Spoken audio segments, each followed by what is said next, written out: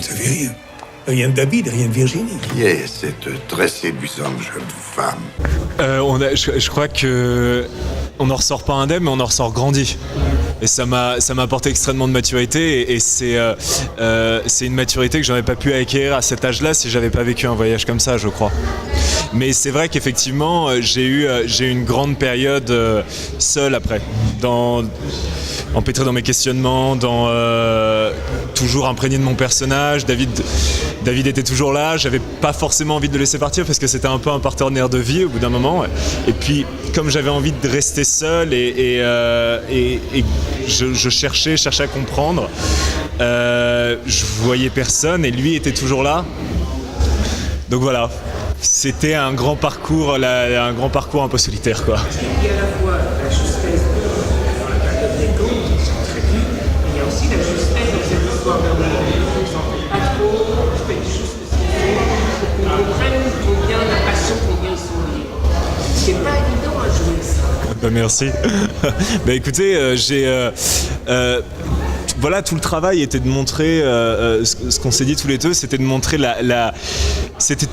on voulait que ce garçon soit aimé, vraiment, et on voulait que il soit à l'image de la jeunesse. Et pour que le paradoxe entre sa vie à Paris et lui dans les camps de concentration soit encore peut-être plus douloureuse à voir et à vivre.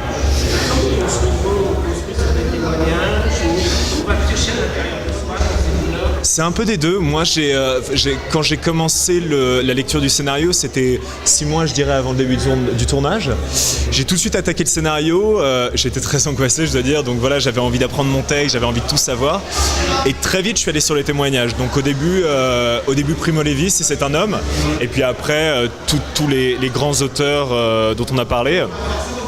Et puis j'avais besoin de voir voir le maximum j'avais besoin d'un visuel, d'une image. Donc je me suis mis à regarder plusieurs fois les 9 heures de Shoah, Nuit et brouillard, tous les grands films qui ont été faits sur cette période-là.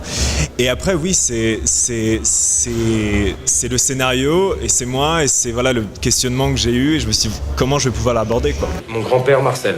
Enchantée. Dans ma famille, presque tout le monde était nazi. Je suis l'héritière de cette horreur, de cette culpabilité. Toutes les familles ont leurs secrets. Ça n'empêche pas de vivre. Et quand on arrive à toucher de façon si juste l'ambiance des camps, souvent, là aussi, on a tendance soit à être trop dans le noir, soit à être trop dans le pathos, soit un peu s'en échapper. Vous êtes dans la réalité. Alors, c'est gentil de le dire parce que c'était une période qui m'angoissait beaucoup, évidemment, à filmer. Je comprends que surtout pour vous, ça fait absolument. Et en fait, j'y ai pas beaucoup réfléchi. J'ai laissé venir à moi tout ce qui était, ce dont on parlait tout à l'heure, tout ce que j'avais appris, toutes mes réflexions sur cette période, tout ce qu'en fait, étant devenu un adulte largement, cette période m'avait inspiré. Et quand j'ai commencé à tourner, j'étais plus sur l'instinct que sur la réflexion. Je mettais instinctivement les choses en place. Je le faisais comme quelque chose qui n'était pas réfléchi, qui était sur mes émotions et ma sensibilité, sur ce que je recevais. Et là, César m'a beaucoup aidé. Parce que c'est vrai que d'avoir son fils devant soi, qui tourne dans ces conditions-là... C'est plus une aide qu'un handicap, parce que ça peut être difficile aussi. Non, ça a été une aide. Ça a été une aide parce que... Parce qu'il n'y a pas une journée, quand on a tourné ces scènes-là, en tout cas où j'ai pas eu les larmes aux yeux, mais parce qu'en même temps, c'est compliqué à dire, c'est compliqué de mettre des mots dessus. C'est compliqué de mettre des mots parce que c'est pour ça que je parle d'instinct, c'est pour ça que je parle de presque de réflexe. Je savais que je pensais en tout cas que j'étais juste. Je n'avais aucune alerte qui sonnait en moi en me disant attention là tu te trompes. Donc je savais que j'allais dans la bonne direction. Donc je fonçais, j'avançais pour montrer les choses telles que je les ai montrées. Mon père a voulu tout me cacher mais il m'a tout transmis. Je veux écrire son histoire. Mais es-tu sûr et certain de vouloir entendre ça? Ben oui, parce que alors il y a la vengeance, le témoignage, mais le pardon, il est. Oui, mais c'est les personnages que je décris, et j'espère que je les décris bien, ont été emportés dans une histoire. Cette jeune femme, par exemple, dont on ne va pas révéler ce qu'elle fait, mais qui est jalouse et qui fait quelque chose qui est hallucinant, elle ne le fait pas comme quelque chose d'hallucinant. C'est comme si une machine s'était mise en marche et que c'est cette période qui fait que tout devient une espèce de désastre dont on a du mal à croire. C'est tous ces... La période, ce moment d'horreur a entraîné l'horreur. Bien sûr. C'est-à-dire que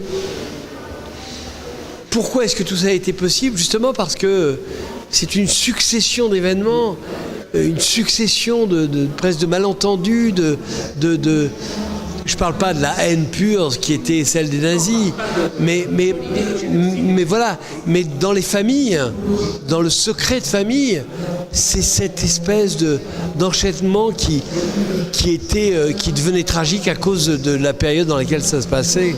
En même temps, sur pardon, ça m'a fait penser au moine tibétain et les témoignages qu'on a vus, et notamment à un de ces témoignages qui dit que Dieu c'est pardonner à ses mots.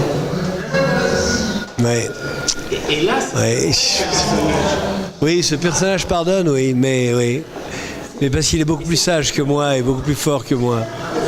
Mais parce que non, mais c'est vrai que de toute manière, c'est la seule solution. Car vous savez, on a vécu avec les Allemands la chose la plus horrible qui puisse arriver, surtout les Juifs, bien sûr. Et aujourd'hui, pourtant, ce sont nos alliés les plus proches.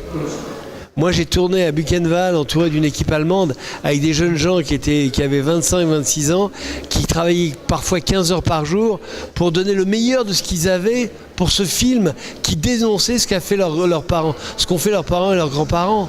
Donc on était parfois je me retournais, j'entendais, je voyais ces barbelés, ces lumières, et j'entendais parler allemand autour de moi, et ces Allemands-là, moi juif au milieu, je savais que c'était des gens qui étaient là pour faire le film avec moi. C'était une espèce de chose ahurissante.